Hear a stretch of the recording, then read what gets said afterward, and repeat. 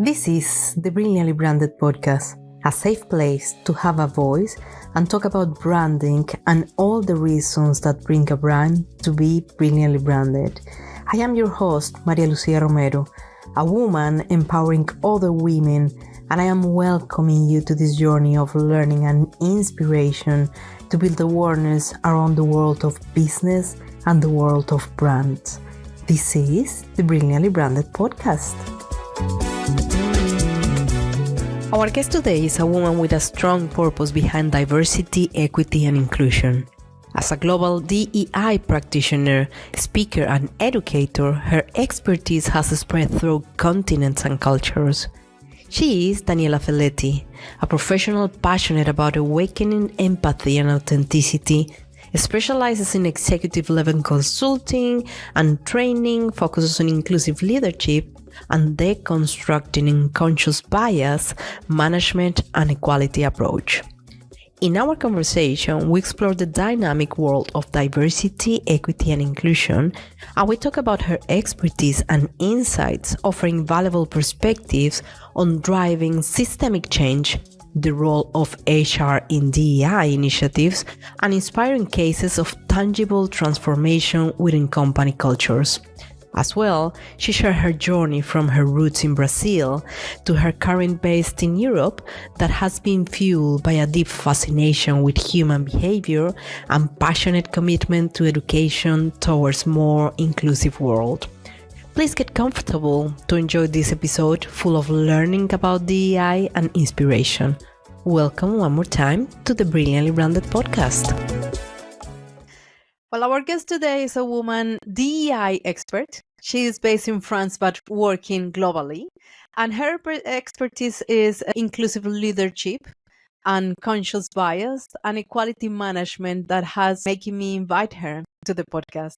So she is as well a speaker for international companies, and her approach rooted in this behavioral science, aiming to transform these perceptions and actions surrounding diversity, equity, and inclusion. So she's very well structured, and she's delivering all those initiatives and innovative training methods and fostering empathy, of course, and authenticity. So I'm going to invite to join us Daniela Felletti. Welcome, Daniela, to the Brilliantly Branded podcast. And it's a pleasure to having you here. And the first things actually is a question about if you can share a little bit about yourself and what inspired you to get into the world of diversity, equity, and inclusion. Thank you, Maria. Thank you for having me. And it's a pleasure to talk about DEI. It's diversity, equity, and inclusion is my part of my legacy in life and work. So Daniela Felletti is my name, and I use the pronouns she, her, hers. I identify myself as a woman of color, and I have this mixed heritage background. My mother coming from Brazil with indigenous background. My father was Italian. I share this because it's deeply rooted in who I am and how I evolved to become a DEI. I've been living in Europe for over 19 years now.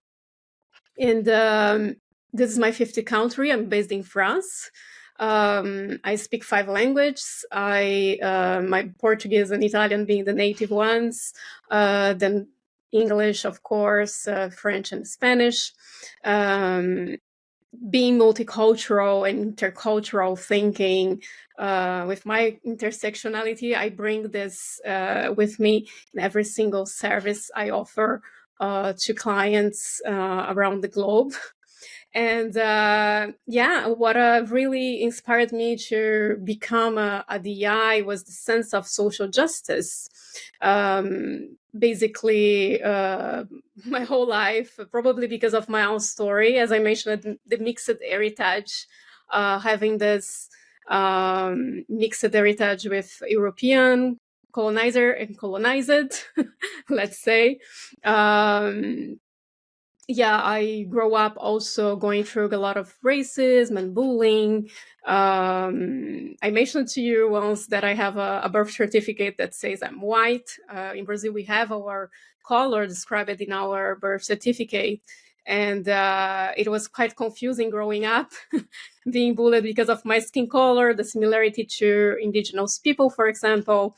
And I remember being an angry kid, very angry and sad as well. I was crying all the time because of I would not tolerate, the bullying and the verbal harassment mostly, from school, family, but most of it is unconscious. But you only understand that when you grow up, when you understand, right? Because in my case, I educated myself, and becoming an adult, I became very interested in behavioral science. Behavioral science helped me go through history and understand what happened in the past, so I could actually understand what really impacted my birth certificate and all the rest of story and everything that we need to address today. And I think this is the crucial point that made me actually, have this aha of I need to do something. I need to dedicate more on the way I work as well, because I am contributing to what is happening in the world. I was working as a headhunter at the moment, and I felt like, I've been educating myself in behavioral science, but I'm not applying it because clients keep asking me discriminatory traits, Wow. for the candidates. And how can I control it? I need the money, but I don't want to contribute to it. So I started really educating myself to have the right arguments, to be ready to challenge my own clients, the unconscious bias, mine and theirs, during the shortlist delivery and etc. So I started transitioning 8 years ago into the DEI business, but also increased my learnings on inclusive leadership.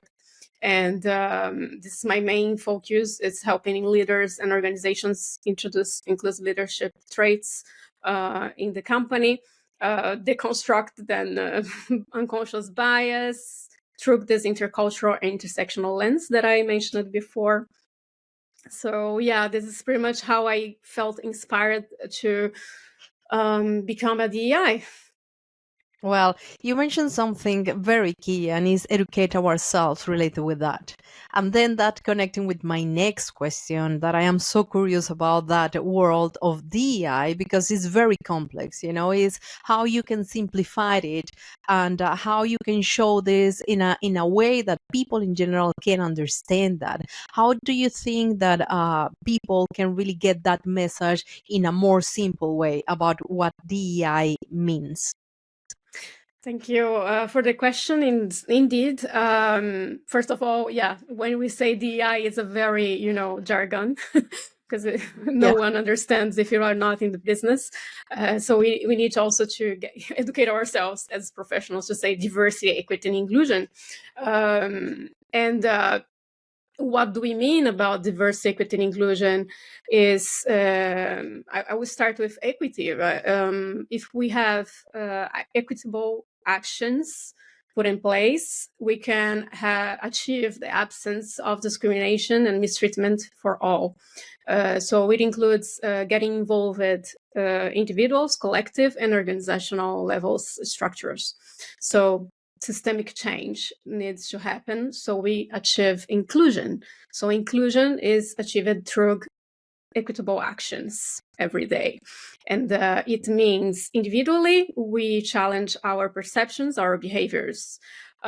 Collectively, we work together to empower each other and educate each other and be allies and invest.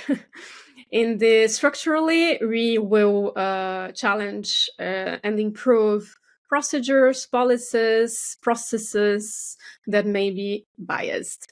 And what companies get confused about understanding that in the beginning, that leads them to waste money, take a long time of repeating trainings and same topic, but they still don't get it because usually it's also one shot. Sometimes even myself, because it's my business and they don't have enough budget, I may have to give them only one training, and then that's it. So I cannot know what's happening after, and it bothers me.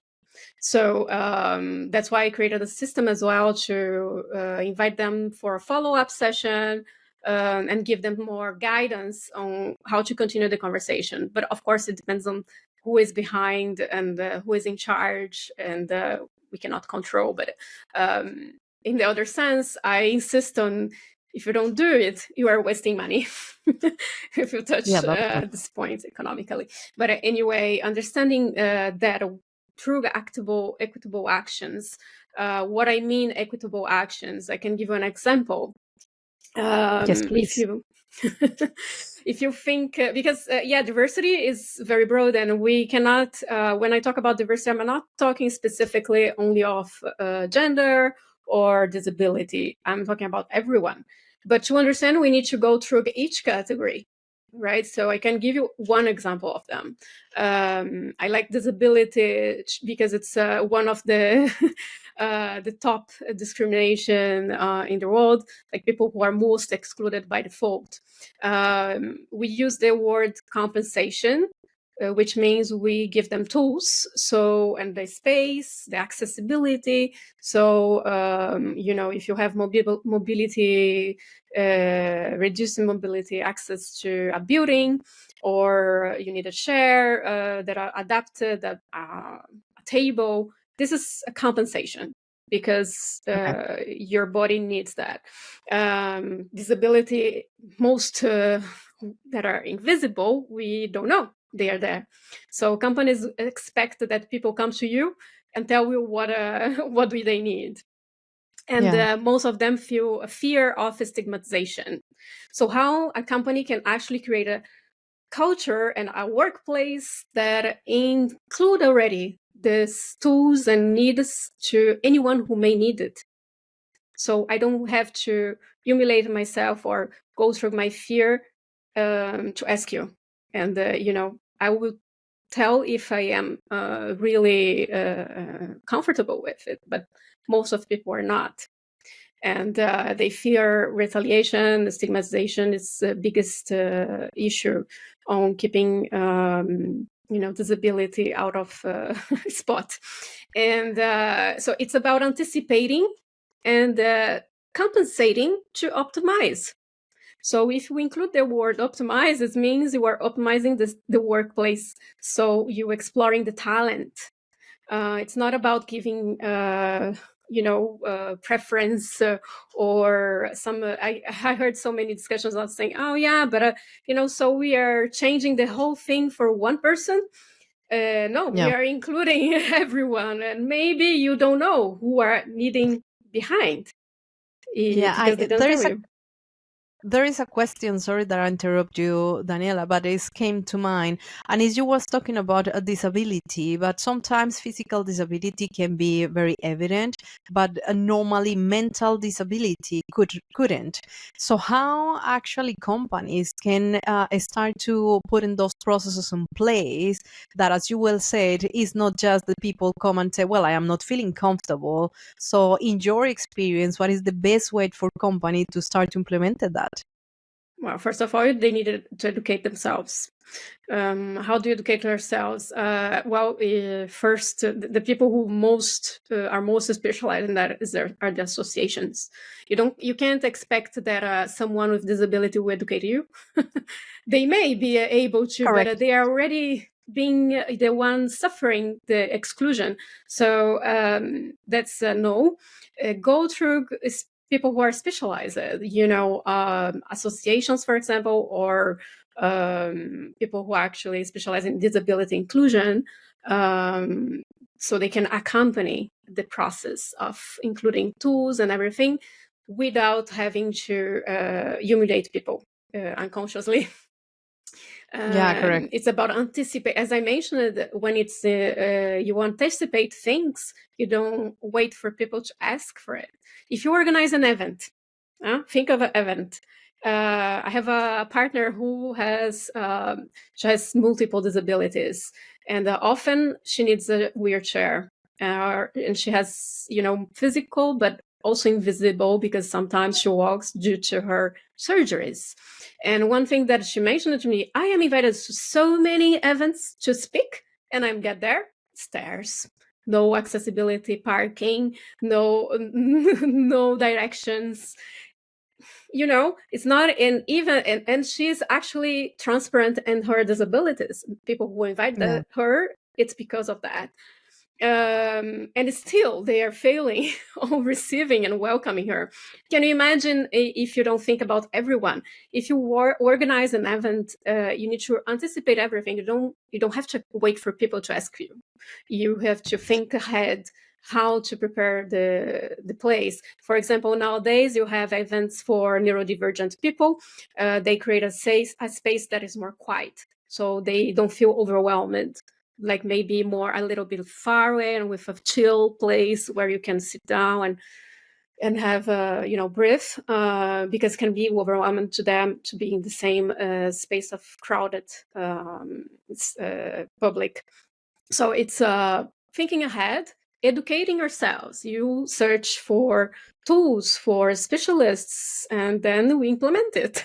And instead of really waiting for people to tell, if you need if you have special needs, let me know. No, not Yeah. everyone will feel comfortable telling that. So they will actually try to adapt, and or maybe they will not come.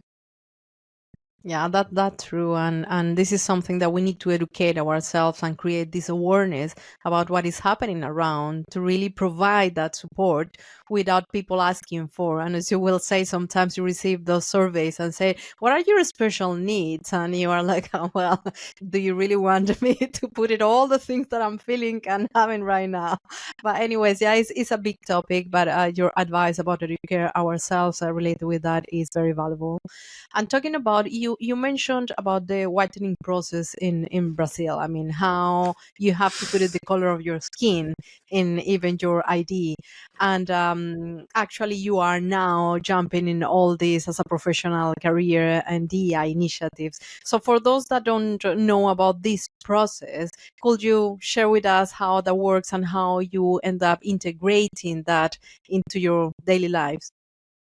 Well, of course, it's about historical facts influencing the present days. What I meant, I use my story, my trauma to educate people.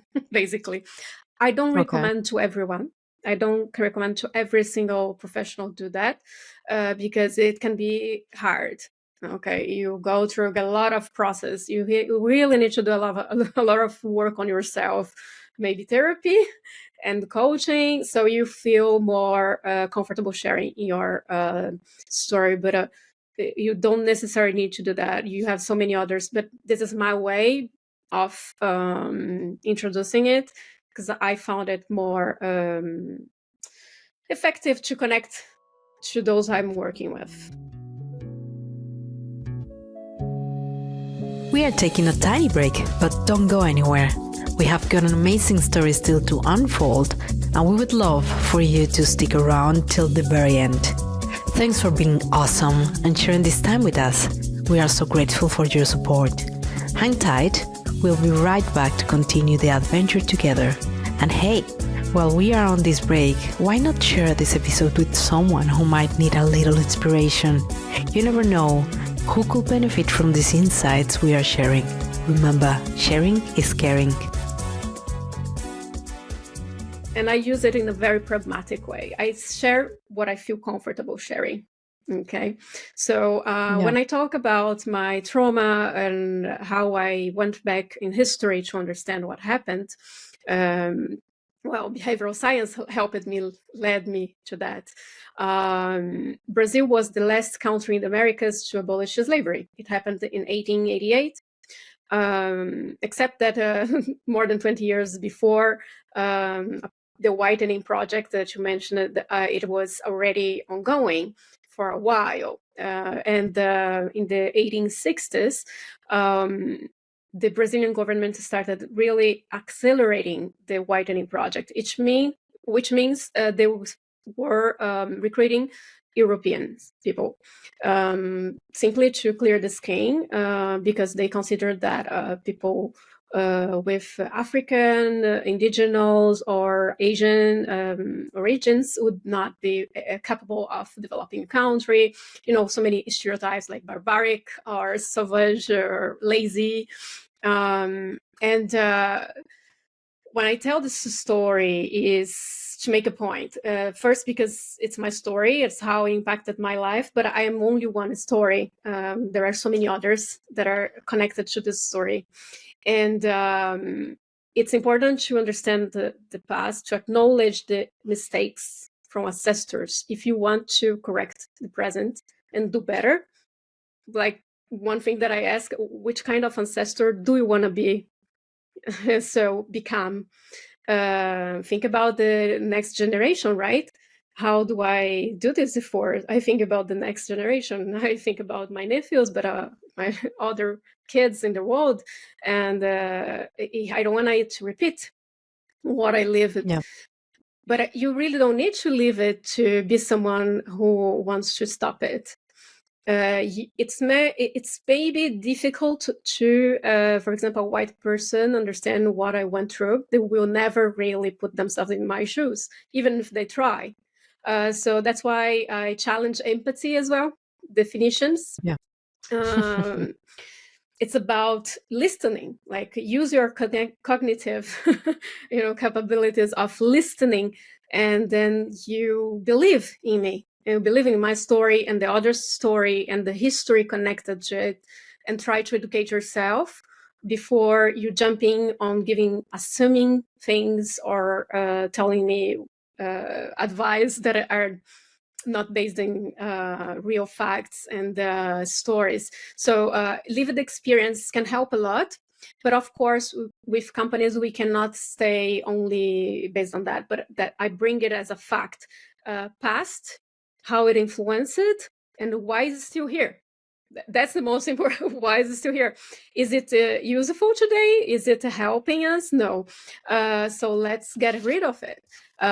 We can talk about the human rights. Like when we talk about human rights, I'm not celebrating the Humans Day. I'm talking about reminding the rights we achieved today. In the past, we celebrate the human who actually did the biggest revolutions. But those human, those especially those who already died, they would be really sad today, frustrated that we are still there talking about that. 200 years later, we are still not there. Like 1 year ago, March 2023, Antonio Guterres from UN mentioned we are 300 years behind to gender equality, and we are actually, this is vanishing. The rights are vanishing before our eyes, and we can see it clearly on abortion rights, for example, happening in US. If you go to France, just this month, we had the freedom of choice written in the Constitution. It was a fight from associations, right? They actually, for a couple of years, they have been pushing it. But you need to know that freedom of choice was not the right word. They asked, they tried to introduce right, but right was refused. So it was reformulated. So freedom of choice is good, it's symbolic, but it's not there yet. Yeah, well, the thing is that the environments are resistant to change. And that is a problem. And it's all the system that really need to change. Is starting by individuals, but how the system are changing. And I think this is one of the things that you are advocating to. So how this narrative related with DEI can really start to make this impact into that system. Yeah, change, there will be always resistance. So we cannot rely only on individuals to make change. That's why I always tell it's individual, collective, and organizational. Systemic change comes only with the three of them combined. We need to think ahead of introducing policies, procedures, processes that will be actually we need to diagnose them, audit them, and understand where is the gap. I have the approach heart and minds when I talk about individuals and collective, is how can we understand the need instead of imposing. If I impose, people will do things, but they don't know why they're doing this. That's what the most of leaders told me. I'm doing this because I was told to do this, but I have no idea why. And Yeah, like this I'm is the being doing paradigm. exactly. For example, we have a backlash here in France for feminization in industries that are very male dominated, that males started feeling excluded. And why they feel excluded? Because we start to talk about that, we start pushing, and the company can. Here we have positive discrimination for gender, for example, it's allowed by the law in France. In some countries not, for example, UK. So you need to also be aware of laws by country, but here it's possible. So companies are choosing to be consciously recruiting more women to, accelerate the feminization. Except that then maybe it's missing more education to those being affected. Okay, if I need new technicians that are female, and the technicians that are mostly male, they will say, okay, so I don't have any opportunity for career development. They will always prefer women now. And that's not the thing. We need to understand that recruitment, inclusive recruitment and career progress, is about also taking in consideration the competences, the qualities the person has for the job. So it's not only based on gender. Gender is one of the aspects, just because they are excluded by default and they're almost inexistent in their shortlists. So maybe the HR needs to show more data and more processes they are using to those people, openly transparent in the process, so with more accountability, so they see actually the gap, because they don't see the gap, they don't see the process of recruiting, they don't understand what's happening, and if they are really affected and how. At some point, yes, it will be more a competition, but not only on gender. It is more people we have, more we will have role models and representation. Balance. Yeah, correct. And part of the things that I have been seeing, of course, is how the human resource departments, for example, are taking the responsibility of DEI. In your concept, this is something that the companies have to manage in this way, or what it will be your advice related with that? Well, it depends where you are based, but in Europe in general, it's a very new profession. So you can find in France, I give France as example because I'm here and they're very considered the most advanced in theory in this area, exactly the southwest of Europe. But when I see France, I see they have a lot of people specialized on gender, harassment and education on this, because they have a lot of laws here that are protecting and pushing the index and all this gender index. But then it's very limited: gender, disability, or and it categorizes too much and becomes a checkbox, checking the box for we did something, it was important, okay, and let's move on. And they started actually implementing DEI in the companies, but straight away, who will do the DEI? So it's something for HR. But HR was like, okay, I have no idea, because this is not actually my job. They have a huge agenda as HR, and they usually implement what's already existed in the system, like policies, procedures, in processes. And DEI usually will challenge them. They will actually be the one who will challenge and diagnose and be really the one who will implement more things. Like when I work with HR, what they struggle the most is finding time as well to educate themselves and to implement the follow-up systems, because they don't have time, they don't have someone specific for that. Often when they actually find someone who is specialized, which is not easy to find either, but because also the job descriptions are very blurry, in my opinion, for DEI. Yeah, it's missing the understanding that we need someone who is capable of doing facilitating difficult conversations, for example, and understanding historical facts, understanding present facts, having argumentation. I educate myself all the time, otherwise I'll be very difficult position when I train, advisor, or someone, or mentor someone. And when I don't know, I will seek for the information, of course, but most of the time you will be challenged in this work. And as HR, how can you expect they do everything? No, they are partners. Wow, yeah. They should be the partners of DEI professionals. But another issue is when you have DEI, they don't have power, authority to make change.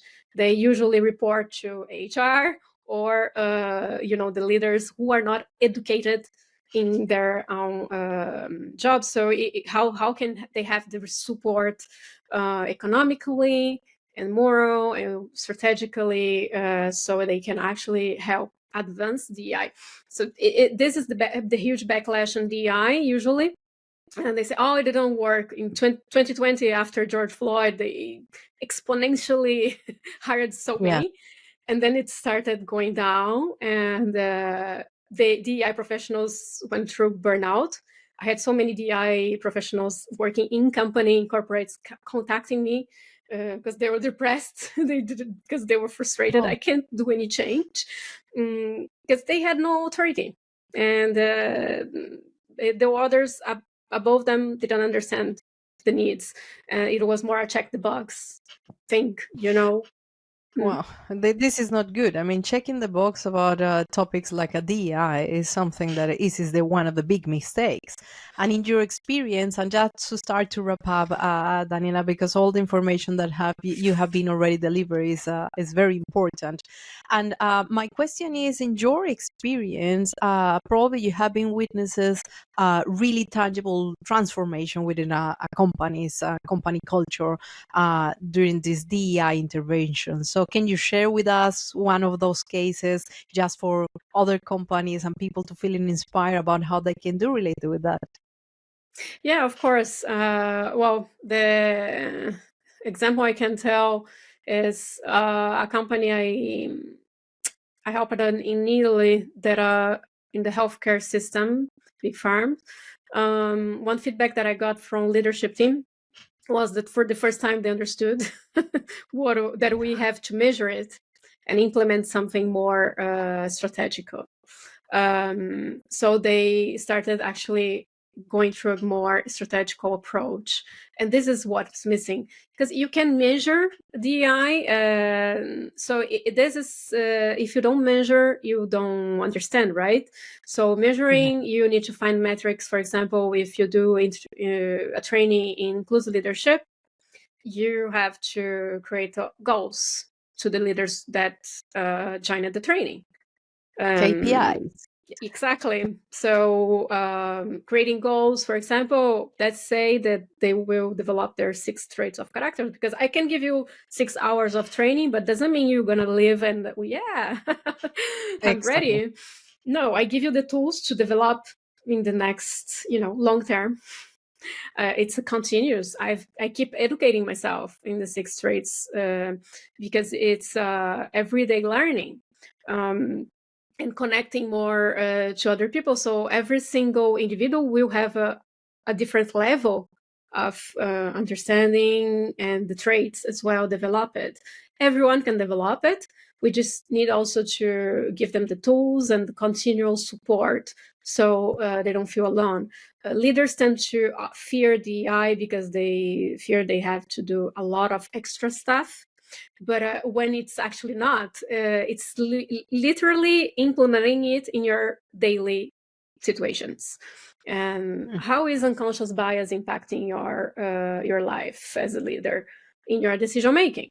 So if you want just learn about what is unconscious bias, keep educating yourself. So when you take a decision on hiring people, feedback, performance feedback review, if you are deciding to who will lead the project, who you're deciding to mentor or sponsor, you will educate yourself in the trades, and you will take a step back. You will think before you decide. You will reflect. You will challenge your thinking. We'll maybe find a ways of to talk to people also who are educated about it. So about bias, I mean, so they can challenge your bias as well. Because taking decisions alone, that's why I create a cohesion between leaders where they can discuss. And there is a huge need of creating more cohesions because they tend to be alone in their own corner. Having more impact and making from that level, generating more impact, leading by example. And well, Daniela, I think that we can spend hours and hours and hours. You have a lot of very nice information for our audiences, I know. But where the people can contacting you basically now? Yeah, they can contact me by LinkedIn, Daniela Felletti, and also on my website they can find out a little bit more about me, about my service. It's danielafelletti.com, easy, or my email, contact at danielafelletti.com. Always that easy. Yeah, fantastic. You are as well doing working as a keynote speaker and doing workshops and all the things related with DEI, correct? Correct. I work with advisory, mentoring, training. As a speaker, I tend to work with companies that are more strategic. So to deliver a conference, I need to know what is it for, how is the long-term thinking and connection. But yes, I deliver also a speaking service and training on intercultural thinking, unconscious bias deconstructing, intersectionality introduction and implementing, all the DI process, sometimes audit. I tend to focus more on qualitative audit as well. So those are the services that I am requested the most. It's tailor-made. I usually work closely to my clients, so to explore their needs, but also to challenge their needs. Most of them come to me, they're not very sure of their needs, so we need also to help them go through their own processes and challenge a little bit what's really happening inside and what needs to be done. And it's pretty much that. I also collaborated with some higher education in Bordeaux in the communication school. I have some partnerships with Michigan State University, the D.E.I. Director for the international programs in special, and some other partners around in US, in France. So it's a very broad, and my market is very international, but I work with mostly Europe because where am I? I am localized. I'm based located, and mostly France, Italy, UK. Those are the markets that I've been targeting. But I've been working around the globe, depending of the service I'm requested. So. And I hope soon Luxembourg, of course, after this Yeah, episode. Probably you will be contacted for many people here, and I'm so happy that you my pleasure. joined me in this episode. Thank you, Daniela, for all your sharing all your experience, your knowledge, and all your inputs related with how we can become to be better in applying practices to generate that equity and diversity and inclusion as well. So thank you very much, Daniela, for being here. Thank you for the invitation.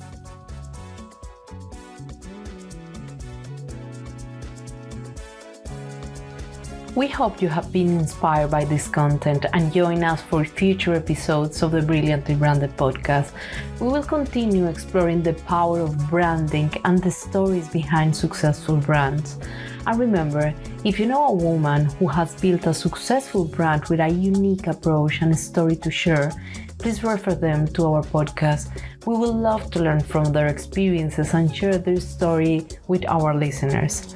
Stay tuned for most episodes of Brilliantly Branded, and don't forget to follow us on Instagram, LinkedIn, on our YouTube channel for more branding insights and women empowerment.